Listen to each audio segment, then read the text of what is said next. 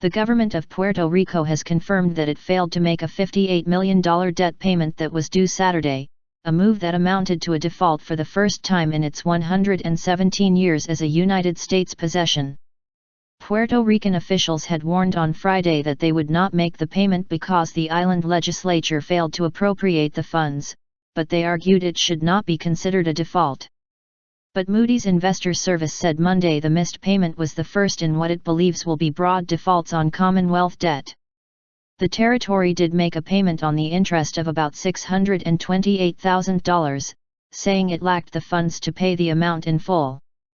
Puerto Rico Governor Alejandro Garcia Padilla shocked investors in June when he said the island's debt, totaling $72 billion, was unpayable and required restructuring. This includes debts owed not just by the central government, but also those of public corporations, like utility companies, and cities. Puerto Rico is the third largest issuer of state and local debt in the United States, behind only California and New York.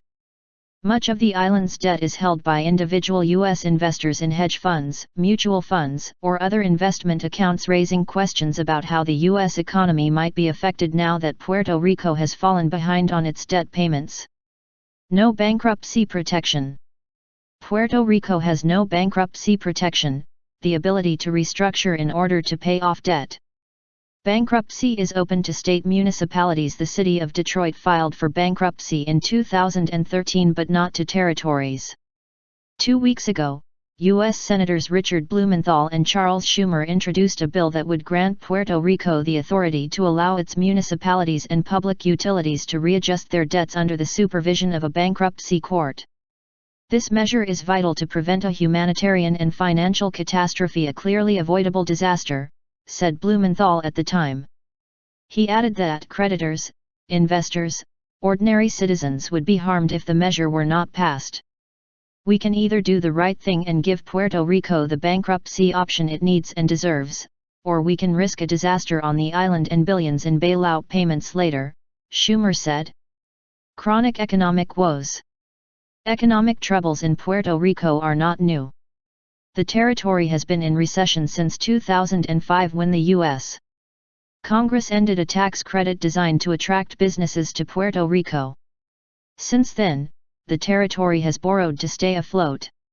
Puerto Rico's illness is a chronic condition.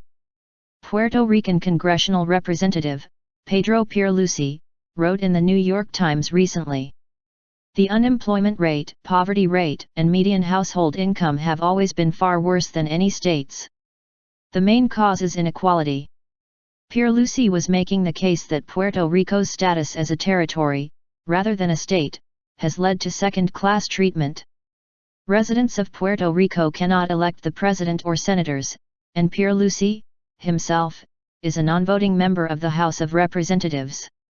It is little wonder then that Puerto Rico is in recession, has excessive debt and is bleeding population, he said. Unequal treatment at the federal level, combined with mismanagement at the local level, has a debilitating effect on the island's economy.